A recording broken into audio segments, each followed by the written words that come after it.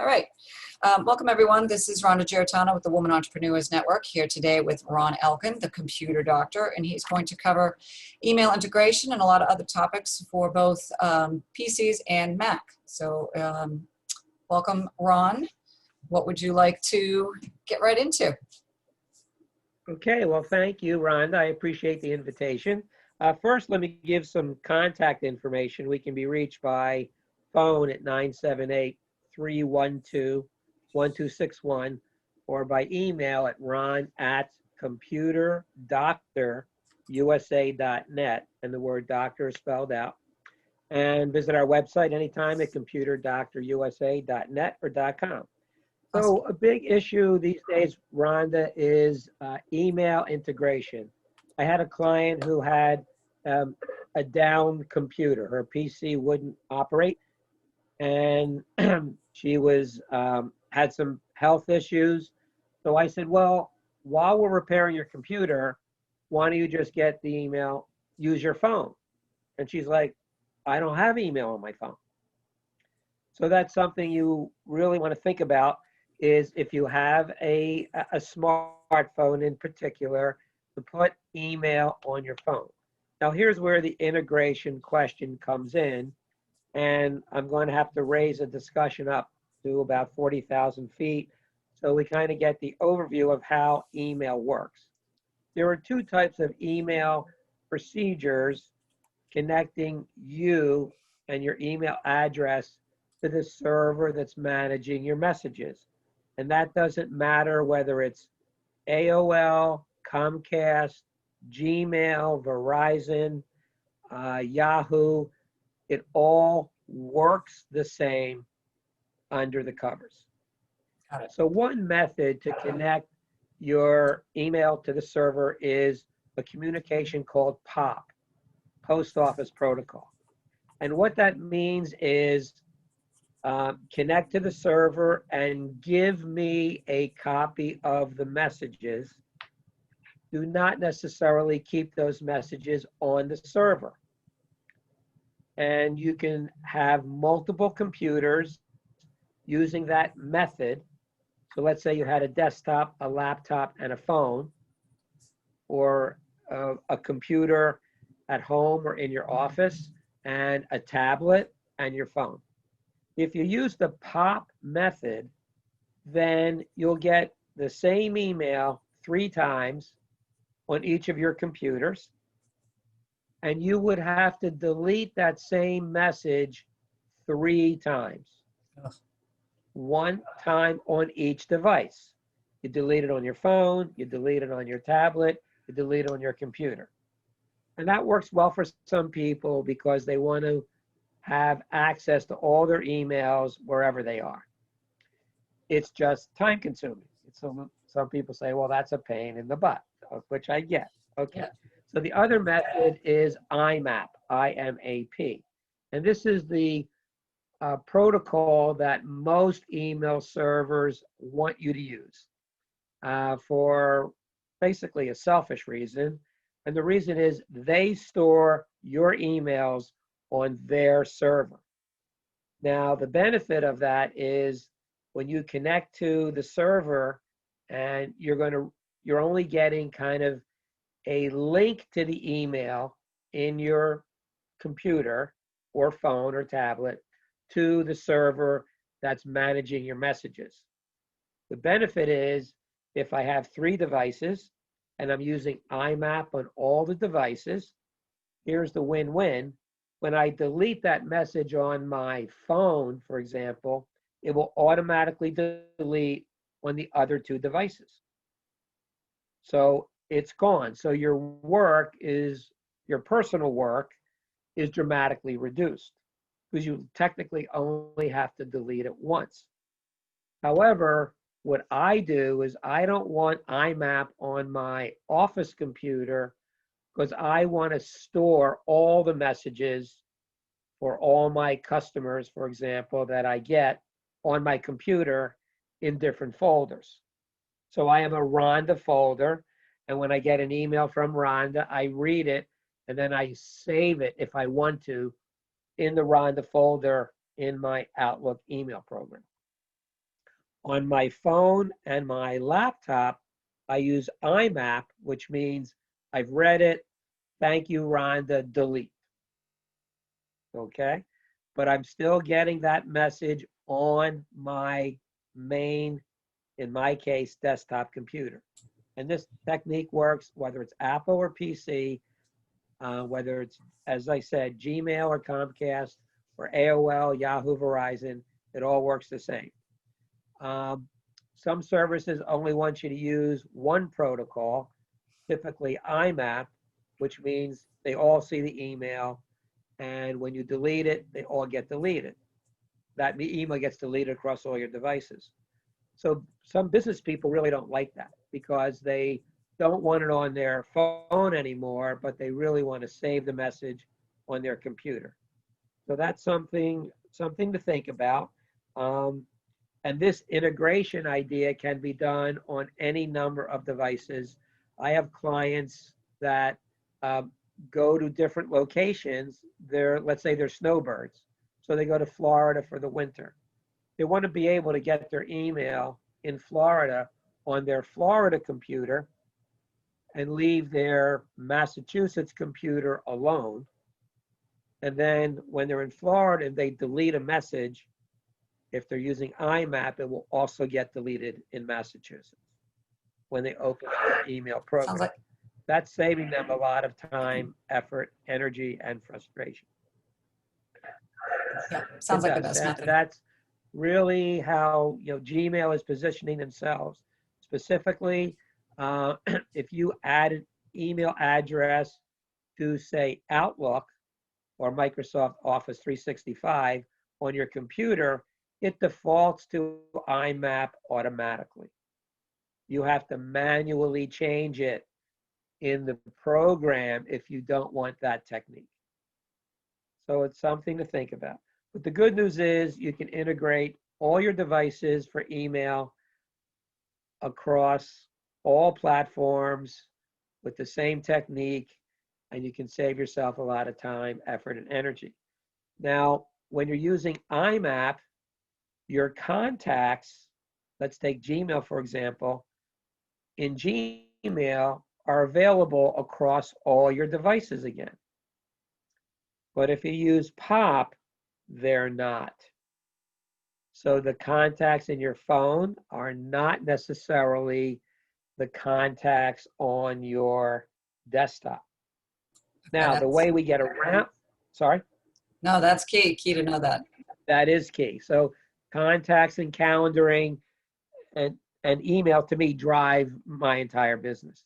So the way I solve that, and the way that you can solve that, is on your computer, particularly on a PC, you should have iCloud on your computer, particularly if you're using Outlook. And you download Outlook or iCloud for Windows on your PC. And then once it's installed, you can tell it, if you're using Outlook, that you want the mail integration turned on. So the benefit of that is now all the contacts in my phone, because if you have an iPhone, an Apple phone, but a PC, and Outlook is a Microsoft product, but iCloud for Windows is an Apple program, it integrates your contacts across all your devices again. So when I add a contact, I'm on the road, I'm getting a phone call from a new client, I put it in my phone, awesome, I book the appointment.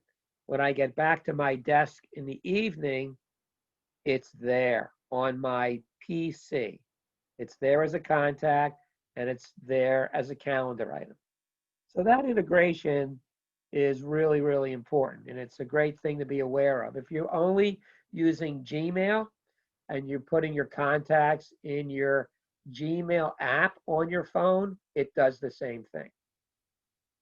But this is for people that aren't using Gmail necessarily. That's the beauty of using Google. Now, be aware that Google has a product out now called Google One. It's replacing the Google Drive program. And It's giving you the ability to integrate across Gmail, Google Docs, and all of the Google apps pretty seamlessly. The issue with Google now is they just issued an edict that takes effect in June of 2021, that if you created a Gmail account and you haven't used it in 2 years, you're going to lose all of the content associated with that Gmail address. So I have clients that are, say, setting up a new computer and it requires a Microsoft account. They don't want to set up an Outlook account. They don't want to use their personal or work email address. So they quickly log into Gmail, create a Gmail address that they'll never use again, but they have a valid address, and they use that as their Microsoft account address. And now they're running their computer for years using Microsoft Office, and their Microsoft account is this Gmail account. So now it's 2 years later, guess what? That Gmail account is gone. So when Microsoft goes to check it, they're going to say, sorry, we're now disabling your Microsoft stuff because your login account isn't valid. So now you got to create another Microsoft account. Yeah, and 2 years later, you're not going to remember that that happened. Of course not. Right. The neat thing about Microsoft Office is in the upper right corner of the apps you're using, you do see a little face, and that's your ID, right? So you see a little profile icon. When you click it, it shows you your Microsoft account information. And you'll see it says, oh, that's that fake Gmail account I set up 3 years ago that I've never, ever looked at. So it's easy to set up a new one. This is because, as you can imagine, how many hundreds of millions, if not billions, email addresses Gmail is managing on a day-to-day basis. As we all know, in the real world, Google was down on Monday for 45 minutes. Worldwide, you could not get your Gmail. People were calling, freaking out, and it's like, just give it some time. I hear about this with AOL all the time. AOL goes down, and this is mostly for the elderly because they used AOL 30 years ago. They're still with it, and now it's time to move on. Their AOL goes down, and they're freaking out because they can't get their 1 or 2 emails. So these services do go down. You just have to be patient. In Google's case, it came back in about 45, 48 minutes, and the world was smiling again. So just be aware of that. We want to talk about a little bit about keeping the bad guys out. I've run into a lot of instances where, particularly on PCs, you're getting this pop-up out of nowhere on your computer screen that says, your computer's infected. Do not shut down your computer. Go to Walmart, buy a $500 gift card, and give us the gift card number. All of that, folks, is a scam. You can shut down your computer 99% of the time. Nothing will happen. You will be okay. The real keystone here is never, ever call that phone number. Never click on that link in that pop-up, because that link will install software on your computer, most likely, that will then infect your machine. And you will then be a lot less happy than you were 10 minutes ago before you clicked the link. So be very, very aware of that. You want to keep the bad guys out. You can have, and I run into this all the time, $10,000 worth of antivirus software on your computer, and of course the number is extremely blown up. I'm just using it as an example. If the human being presses that link, it obviates your protection. So no matter how many programs you have, how much money you're spending. If the human being, the operator, presses that link in an email on a pop-up, you basically, it's now doomsday. You've obviated your protection, and that machine is now going to get taken over by whatever software that link provides. So you have to be very, very conscious of that. We encounter office computers that have extremely sophisticated security protocols for activity coming in over the internet to and from their office computers. But the $14 an hour person sitting there at a terminal looking at email clicks on a bad link, the whole network can get infected. So it's really about education, knowing what you're doing, never click on a link that is not real. And I say this with a little asterisk because you're going to get an email from someone that you know.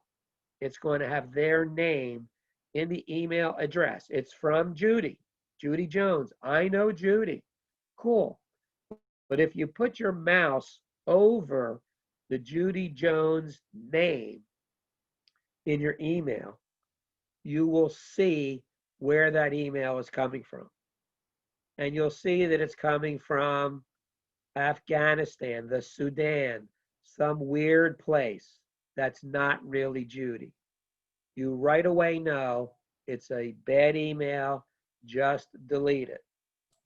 Don't click on the link to say, oh, let's see what happens. Don't do it. That's all we can say.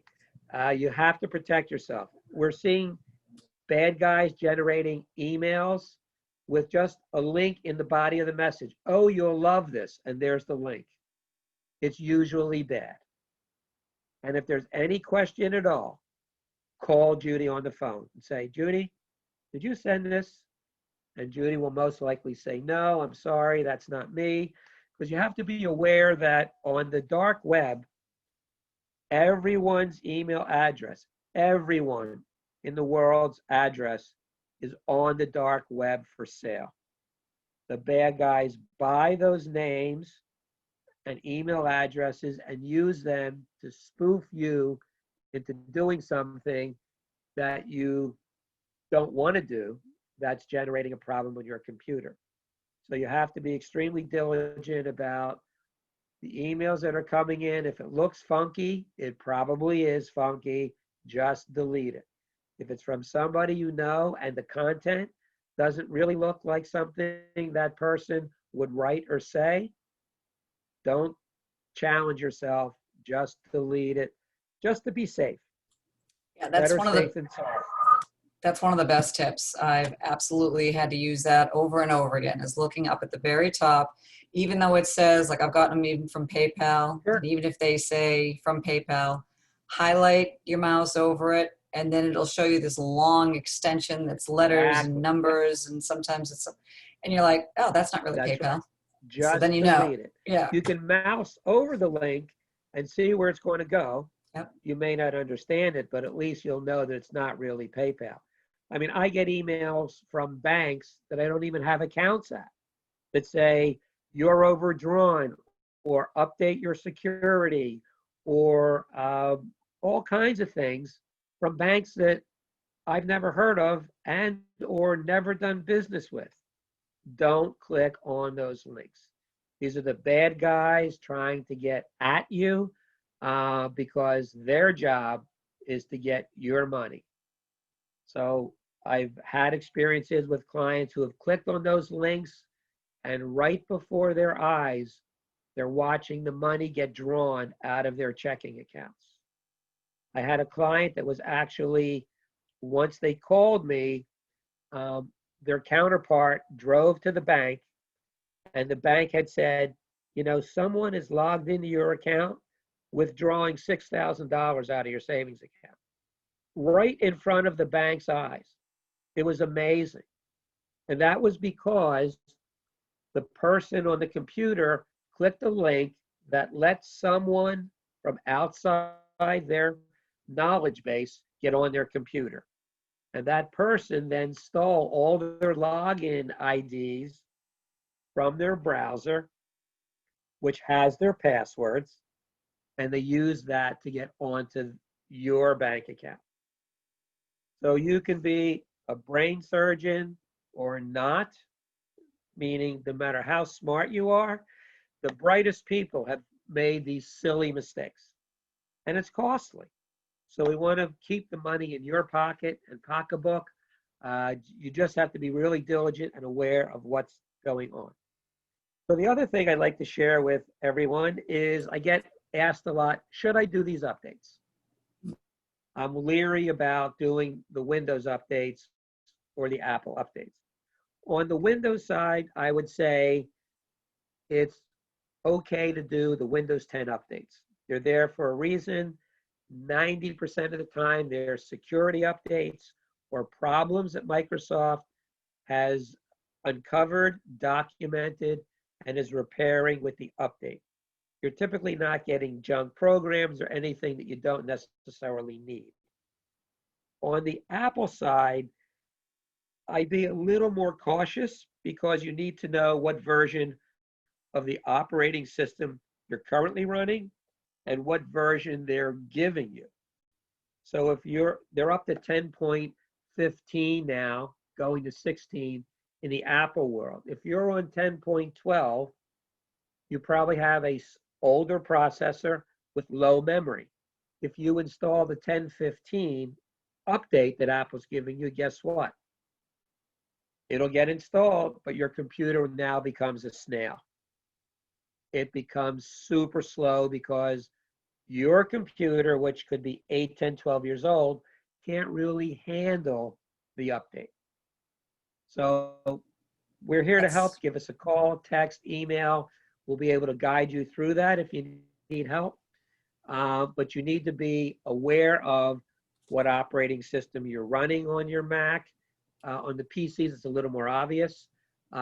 Most of the Mac clients that I encounter have no idea how much memory their computer has and what version of the Apple operating system they're running. It's easy. You click the Apple, then about this Mac, and it'll tell you what that system is. So you do need to be aware of it so that when these updates occur, you can say do it or don't do it. Now, Apple's also providing updates to the photo app, to the calendar app, to iTunes, to all those programs. Those are okay to do if assumingly that you use them and you want them.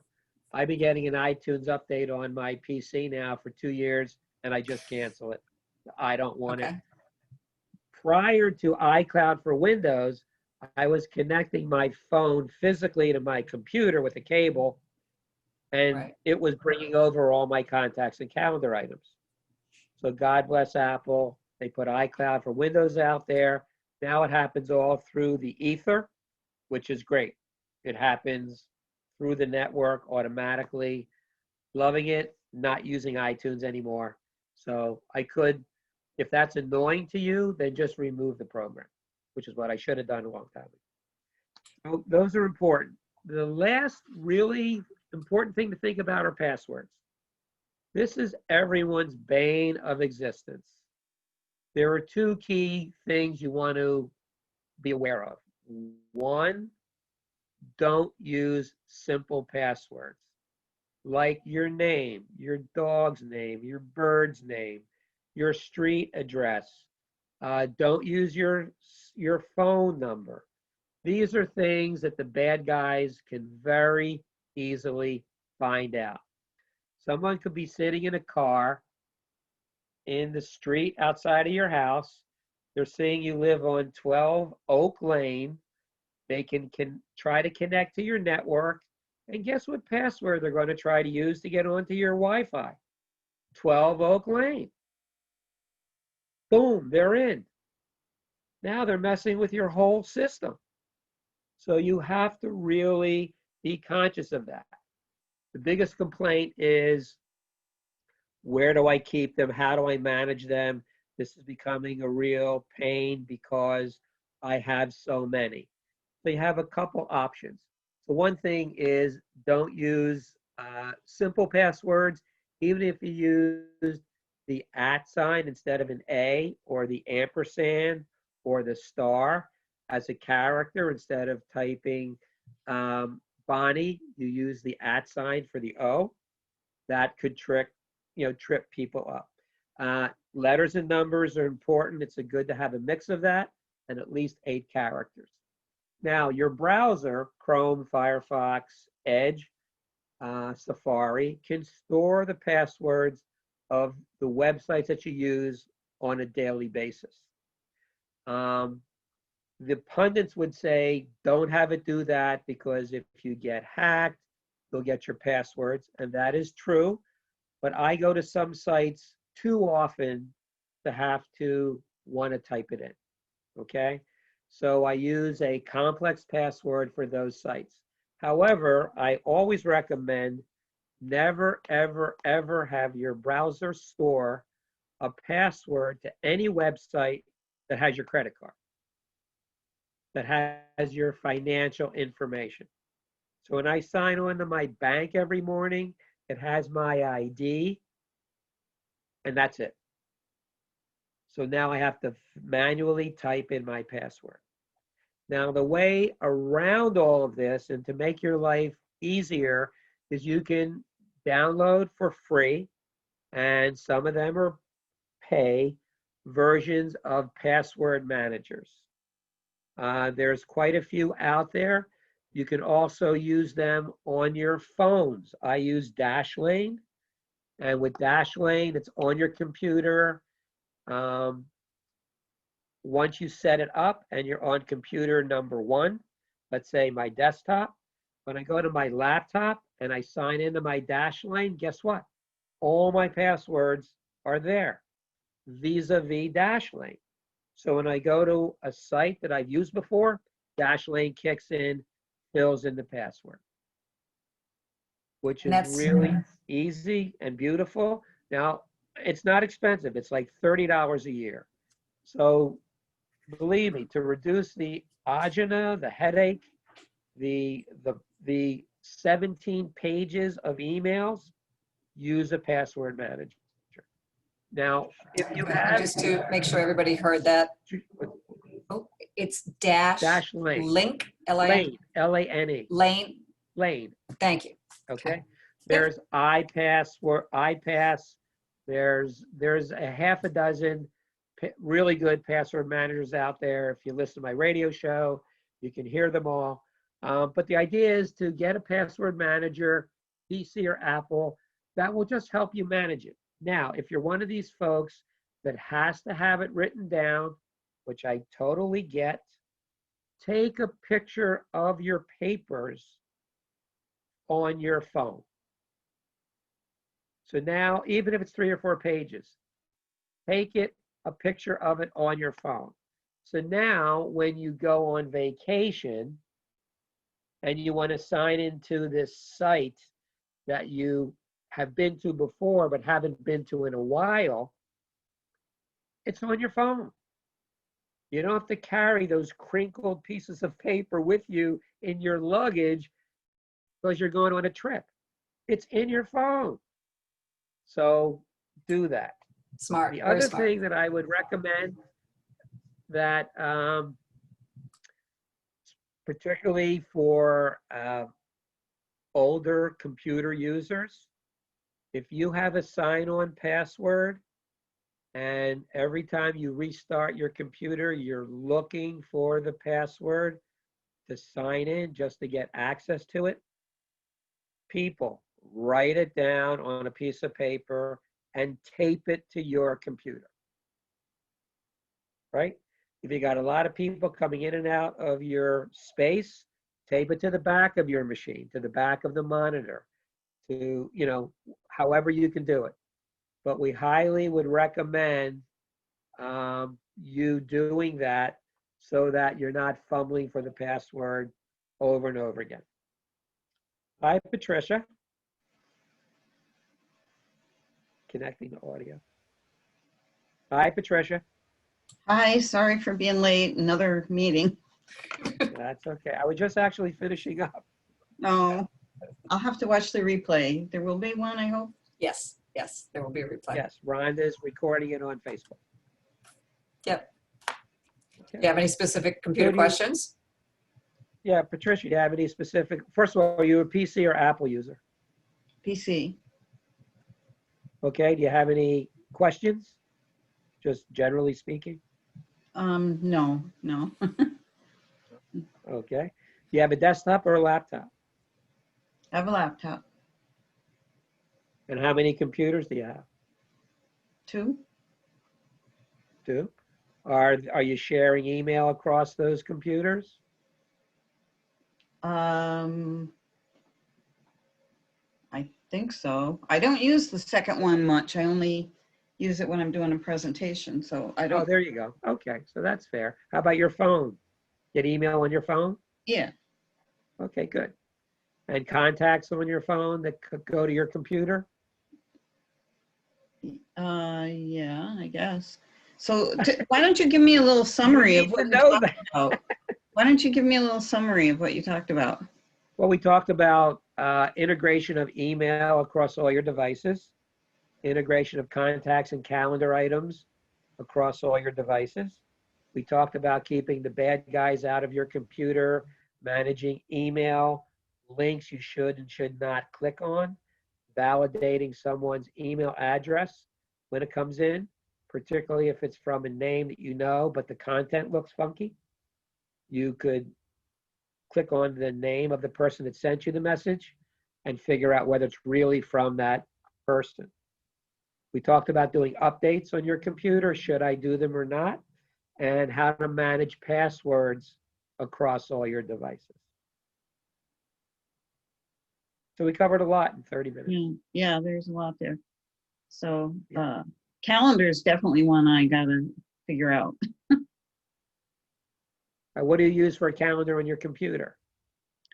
I've been using old school calendar. Outlook?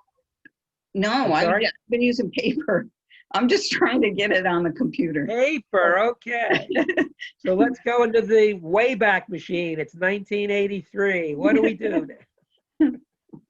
So So, I've just been there. looking at it, Outlook or, what to use. Yep. So, and then how to Okay. get it across. I mean, sometimes I Do you have an iPhone on my or email, but pardon me, you have an iPhone or an Android phone? iPhone. Okay, great. So if you put a product like Outlook on your computer, then all your contacts and all your calendar items can be seamlessly integrated between your phone and your computer. Okay, so that's a good one to use then. Yeah.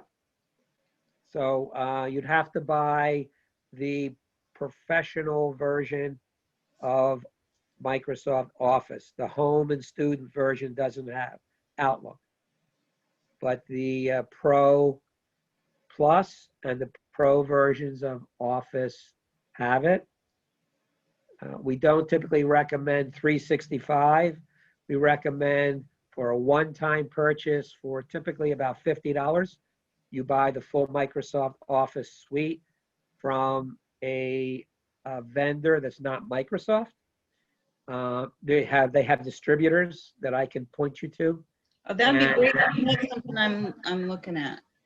Okay. See if I got it. Okay. Yeah, Patricia, I am here it recording is. this, so you'll be able to see it. Okay, great. Okay. So that's really it, unless you have any specific questions. I'd be happy to answer. Certain, like when you email providers, like I have MailChimp currently. Do you recommend any MailChimp for certain- mass, that's for mass mailing. Yeah, for sending out That's- mass that- mailing? Yeah, that's for bulk mailing.